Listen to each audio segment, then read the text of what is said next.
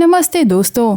एक ऐसा अनाथालय जिसमें दुनिया को खत्म कर देने की ताकत रखने वाली एक शैतानी शक्ति रहती है जो कच्चा मांस खाती है, और यहीं पे ईसा को अपने अतीत के राज पता चलते हैं।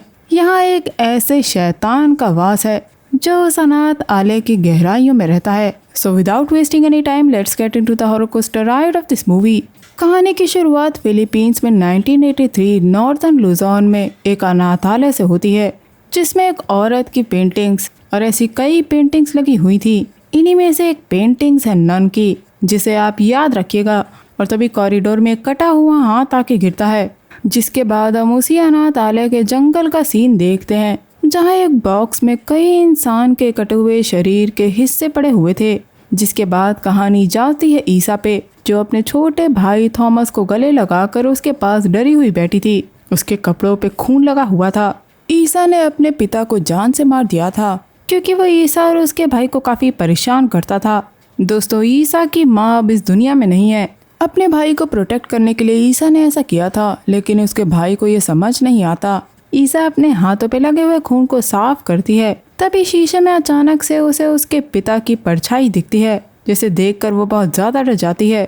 और उसे कहीं ना कहीं डर था कि उसके पिता की मौत की बात सबके सामने आ जाएगी, इसलिए वो तुरंत ही थॉमस के साथ कार में निकल जाती है। वो कोई ऐसी जगह ढूंढ रही थी जहां वो अपने भाई के साथ एक नई शुरुआत कर सके।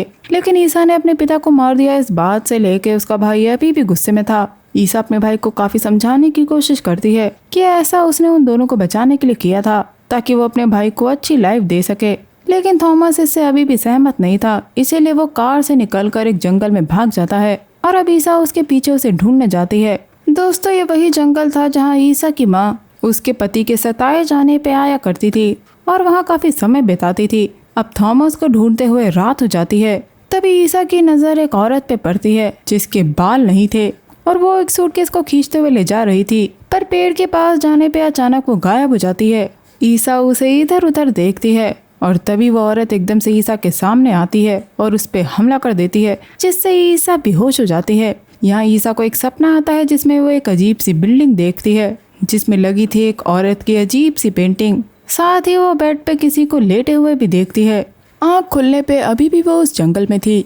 तभी एक साइड से उसे लाइट आती हुई दिखाई देती है और ईसा उसके तरफ चल देती है। दोस्तों, वो जगह असल में एक अनाथालय है। ईसा एक शेल्टर ढूंढ रही थी। अंदर जाने पे उसे वहाँ अजीब सी पेंटिंग्स दिखती हैं। तभी एक बच्चा सीढ़ियों से गुजरता है। ईसा को लगता है कि ये उसका भाई है, इसीलिए वो उसके पीछे ऊपर चली जाती है। वहाँ लगी थी एक औरत की अजीब सी पेंटिंग, और उस पेंटिंग की एक आंख में छेद था, क्योंकि पास वाले कमरे से अजीब सी आवाजें आ रही थी। डरते हुए ईसा उस तरफ बढ़ती है, मगर जैसे ही वो पलटती है, उसके सामने गैब्रियल नाम का एक लड़का आता है। ये दोनों एक दूसरे को देख काफी डर जाते हैं, और ईसा भागती हुई नीचे आती है, और अचानक से ही उसके सामने काफी नन्स आ गई थी। वहाँ मौजूद इनकी हेड सिस्टर मार्गा सबसे पहले तो उसे गैब्रियल के बारे में बताती है कि उसकी मानसिक हालत खराब है, और असल में ये जगह एक अनाथ आश्रम है जहाँ काफी बच्चे रहा करते थे। ये सब बताने के बाद सिस्टर मार्गा, ट्रेनिंग, हेलेना और जोसेफिन ईसा से उसके बारे में पूछती हैं। पर दोस्तों, सिस्टर जोसेफिन और हेलेना एक दूसरे को अजीब तरीके से देख रहे थे। जब उनको पता चलता है कि वो थॉमस की बहन है, तो वो उसको थॉमस के रूम में ले जाती हैं, जहाँ काफी सारे अनाथ बच्चे थे। यहाँ ईसा को मिलता है अपना भाई थॉमस, पर थॉमस अभी भी काफी नाराज था। पर ईसा चाहती है कि उसका भाई इस बारे में किसी को न बताए। काफी रात हो गई थी, इसलिए ईसा वो रात वहीं बिताने का फैसला करती है। सिस्टर ईसा को रूम में ले जाती है, और ईसा जब तक चाहे वहाँ रह सकती है। ईसा के लिए ये ऑफर अच्छा था। वहीं रात में जब थॉमस सोने की कोशिश कर रहा होता है, वहाँ की सीलिंग में एक बहुत बड़ा छेद था, जिसे देखकर थॉमस को लगता है कि जैसे उस पे कोई नजर रख रहा हो। डर के मारे वो प्रेयर्स करने लगता है। ये देखकर उसके बगल में सोया बच्चा नीलो उठ जाता है। वो थॉमस को प्रे करने से मना करता है, क्योंकि उसके हिसाब से उस अनाथालय में सब सेफ थे। और ये बात जान के थॉमस काफी शौक था कि वहाँ बच्चे रोज प्रेयर नहीं करते, जबकि उनकी देखभाल सिस्टर्स किया करती थी, जो कि काफी स्पिरिचुअल होती हैं। पर आखिर इसकी वजह क्या है? तभी सीलिंग के छेद से एक राक्षसी उसे देख रही थी। खैर, दूसरी तरफ ईसा जब सोने की कोशिश कर रही थी, तभी से दो सिस्टर्स की आपस में बात करते हुए आवाज आती है, जिनकी बातों से पता चलता है कि उन लोगों के हिसाब से ईसा और थॉमस अनाथालय में किसी खास मकसद से आए थे। साथ ही वो अनाथालय की मदर सुपीरियर के बारे में बात कर रही थी, जो कि खाना खा के सो चुकी थी और उन दोनों के हिसाब से ये काफी अच्छा था। ईसा को इसमें से कुछ भी समझ में नहीं आया था, पर अभी वो इस बारे में ज्यादा ध्यान नहीं देती। दूसरी तरफ अब तक ईसा के घर में पुलिस वाले भी पहुंच गए थे, जिन्हें ईसा के पिता की डेड बॉडी पास में पड़ी हुई दिखती है और साथ ही इनकी फैमिली फोटो भी, जिसे देखकर ऑफिसर समझ गया था कि पक्का ईसा और थॉमस ही उनके पिता को जान से मार के भाग गए होंगे। इसीलिए ऑफिसर उन्हें ढूंढने के काम पे लग जाता है। इसके बाद सुबह जब ईसा और थॉमस सभी बच्चों के साथ बैठकर खाना खा रहे होते हैं, तभी वहाँ पर सिस्टर मार्गा आकर सभी बच्चों को थॉमस और ईसा से इंट्रोड्यूस कराती है। साथ ही सारे बच्चों को बता दिया था कि वो दोनों कुछ दिन तक वहाँ रहेंगे। इसी दौरान अनाथालय की हालत देखकर ईसा मार्गा से जानने की कोशिश करती है कि क्या उन्हें कोई फंड नहीं देता। इस पे मार्गा बताती है कि उन्हें सच में कोई फंडिंग नहीं देता, जो कि काफी ज्यादा अजीब था। खैर तभी प्रिंसिपे नाम का एक बच्चा थॉमस से थोड़ा सा सरकाज़म में बात करता है, जो देखकर मार्गा उसे डांट देती है, क्योंकि प्रिंसिपे बिगड़ैल बच्चों के साथ रहता है। पर ईसा ये देखकर शौक थी कि पूरे अनाथालय में बस लड़के ही मौजूद थे। इस पे मार्गा बताती है कि असल में वो लोग बच्चों को उस तरह एजुकेट नहीं कर सकते जिससे वो अपोजिट जेंडर के बारे में समझें, इसीलिए वो फीमेल को एक्सेप्ट नहीं करते। ईसा मार्गा से बात करती है तो इनकी बातों से हम समझ पाते हैं कि वो अपने भाई को साथ तो रखना चाहती है, लेकिन थॉमस उसके साथ खुश नहीं था। इवन अभी उसके हालात भी ऐसे नहीं थे कि वो थॉमस को सही से रख सके, इसीलिए वो चाहती है कि उसके भाई को कोई फैमिली अडॉप्ट कर ले और मार्गा मान जाती है। इसके बाद ट्रेनिंग नाम की एक सिस्टर ईसा को अनाथालय दिखा रही थी और उस अनाथालय में रहने का एक रूल था कि ईसा को सभी लोगों का काम में हाथ बटाना पड़ेगा। ईसा घूमते हुए कॉरिडोर के सामने एक रूम देखती है। ट्रेनिंग से पता लगता है कि असल में वो रूम मदर सुपीरियर मीरा सोल का है, जो सिस्टर्स में सबसे सीनियर है। और क्योंकि वो काफी बूढ़ी हो चुकी हैं, इसीलिए उन्हें कोई डिस्टर्ब नहीं करता जब तक कोई जरूरी काम ना हो। और अब ईसा को मार्गा का रूम साफ करना था। दूसरी तरफ थॉमस बाकी बच्चों के साथ खेल रहा था। प्रिंसिपल मास्क उसे देते हुए मीरा सोल बनने को कहता है। प्रिंसिपल उसे बुली करते हुए बताता है कि मदर मीरा सोल एक शैतान है जो बच्चों को मारकर उसका मांस खाती है। उधर ईसा मार्गा का रूम साफ कर रही थी, तभी उसे एक गन दिखाई देती है। ईसा को समझ में नहीं आता कि अनाथालय में बंदूक क्यों रखी है। यहाँ मार्गा उसे समझाती है कि अनाथालय जंगल के बीचों बीच बना है और जंगली जानवरों से बचने के लिए वो बंदूक वहाँ रखी गई है। ये कहकर वो चली जाती है। तभी रेडियो पे न्यूज आती है जिसमें ईसा को उसके पिता का मर्डर बताया जा रहा था, लेकिन मार्गा के कुछ सुनने से पहले ईसा ने रेडियो बंद कर दिया था। दोस्तों नहाते वक्त भी प्रिंसिपल वापस थॉमस को बुली करने लगता है। थॉमस को गुस्सा आता है और गुस्से में वो पंच बना लेता है। प्रिंसिपल कहता है कि वो उसकी बहन से नहीं डरता, जिस पे थॉमस बताता है कि उसे डरना चाहिए वरना वो उसे जान से मार देगी। तभी सिस्टर आके सभी बच्चों को कमरे में जाने को कहती है। उस रात ईसा अपने भाई से बात करने जाती है। थॉमस अभी भी डरा हुआ था, जो वहाँ नहीं रहना चाहता था। यहाँ ईसा अपने भाई से वादा करती है कि वो जल्दी सब ठीक कर देगी, पर कुछ दिनों के लिए इन्हें वहाँ पर रुकना होगा। साथ ही वो थॉमस से कहती है कि वो उनके सीक्रेट के बारे में किसी को न बताए, और थॉमस मान जाता है। पर वो अभी भी ईसा से नाराज था। ईसा जब रात में इस बारे में सोच रही होती है, तभी उसे उसके पिता की आत्मा हॉन्ट करती है, लेकिन ये बस एक डरावना सपना था। अब अगले दिन थॉमस उस औरत की पेंटिंग को देख रहा था, तभी उसको पास के रूम से आवाजें आती है। वहाँ जाने पे वो देखता है कि सिस्टर हेलेना अपने कपड़े चेंज कर रही थी और उसने थॉमस को भी देख लिया था। हेलेना के चेहरे पे एक क्रीपी स्माइल थी। तभी अचानक वहाँ मार्गा आती है और थॉमस को ले जाती है। उसने बाकी बच्चों की तरह थॉमस के बाल काट दिए थे। ईसा को ये थोड़ा अजीब लगता है। थॉमस के जाने के बाद वो मार्गा से इस बारे में बात करना चाहती थी, लेकिन मार्गा कोई बात नहीं करती। ईसा जब कटे बाल को साफ करके जा रही होती है तो एक पल के लिए उसे राक्षसी की झलक दिखती है, जो एक पल बाद गायब हो चुकी। तभी ऊपर से उसे कुछ गिरने की आवाज सुनाई देती है। दोस्तों ट्रेनिंग ने एक मूर्ति तोड़ दी थी, जिस वजह से मार्गा, एलेना और जोसेफिन उस पर गुस्सा कर रहे थे, क्योंकि वो मूर्ति गॉड की आखिरी मूर्ति थी और सजा के तौर पे ट्रेनिंग को उन टुकड़ों पे चलना होगा। ट्रेनिंग अब उन टुकड़ों पे चलने लगती है जो उसके पैर में बुरी तरह लग रहे थे, और उसके मुंह से बस यही निकल रहा था कि मैं अपना खून अपनी गलती की वजह से आपको सेक्रीफाइस देती हूँ। यह देख के ईसा ट्रेनिंग को रोकने की कोशिश करती है, लेकिन ट्रेनिंग गुस्से में उसे दूर रहने को कहती है। ईसा अब वहाँ गिरे खून को साफ कर रही होती है।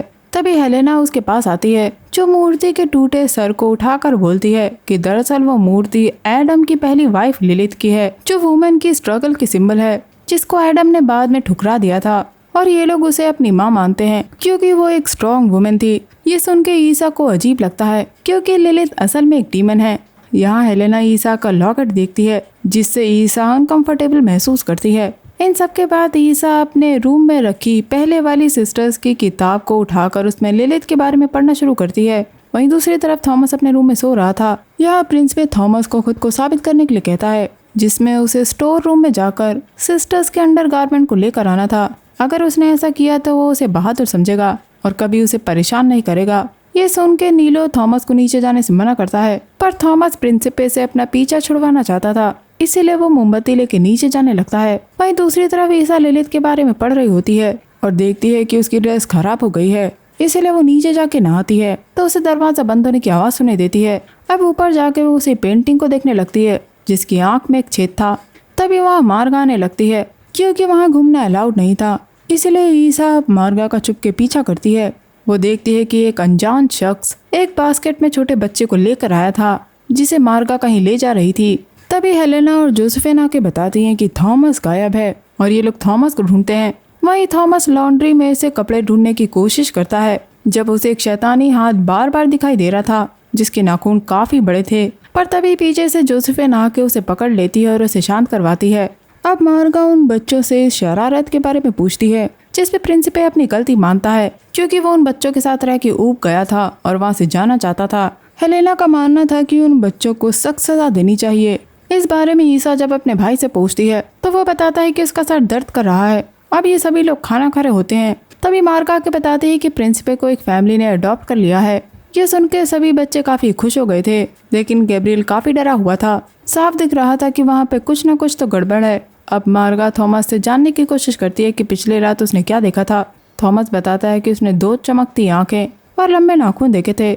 मार्गा उसे समझाती है कि वो अनाथालय एक पवित्र जमीन पे बना है और असल में उसने जिसे देखा था वो शैतान नहीं बल्कि एक एंजल थी। रात में ईसा जब उसी औरत पेंटिंग के पास जाती है और पेंटिंग पे हाथ मारती है तो असल में वहाँ पे एक सीक्रेट रूम था। दोस्तों वो पेंटिंग लिलिथ की है।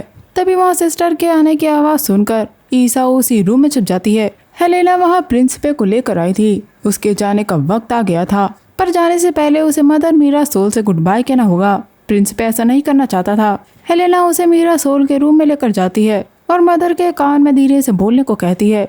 ये कहने के बाद वो प्रिंसिपल को उस रूम में बंद कर देती है और बाहर हम मार्गा को वही गन लिए हुए देखते हैं ताकि प्रिंसिपल बाहर आने की कोशिश करे तो वो उसको मार सके। ये सब ईसा भी पेंटिंग के पीछे से देख रही थी। प्रिंसिपल जब मीरा सोल के बेड के पास जाता है तो उसे एक शैतानी हाथ पकड़ के बेड के नीचे खींच लेता है। वो एक डीमन थी और बाहर सभी नर्स चैंटिंग करने लगती हैं। तभी गैब्रियल ईसा के पास आके उसे चुप रहने के लिए कहता है और उसे अपने साथ स्टोर रूम के रास्ते से बाहर निकाल देता है। ईसा गैब्रियल से जानना चाहती है कि क्या वो और उसका भाई खतरे में है और गैब्रियल नीचे एक पेंटिंग की तरफ इशारा करता है जिसमें एक सिस्टर बड़े से कुएं के पास बैठी हुई थी। ये देखकर ईसा काफी डर गई थी।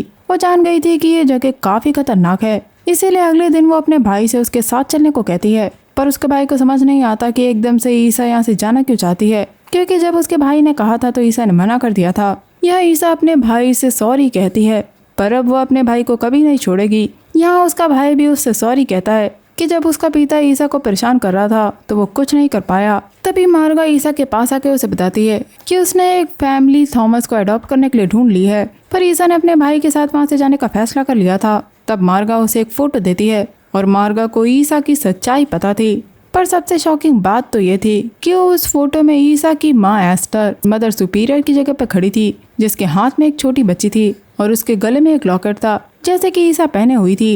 एस्टर वहाँ की सबसे पहले मदर सुपीरियर थी जिसने एक अनाथ बच्ची से लगाव की वजह से वो जगह छोड़ दी थी, और वो अनाथ बच्ची और कोई नहीं बल्कि ईसा थी। और यहाँ आता है ट्विस्ट, जब पता चलता है कि ये लोग लिलिथ के सर्वेंट्स हैं जिन्हें लिलिम बोला जाता है, और असल में उस समय पर ईसा को लिलिथ को एज ऑफरिंग देने के लिए लाया गया था, लेकिन एस्टर उसे वहाँ से ले गई। दोस्तों ईसा को जो रूम दिया गया था वो उसकी माँ एस्टर का ही था। इन लोगों ने ईसा के लॉकेट की वजह से उसे पहचान लिया था।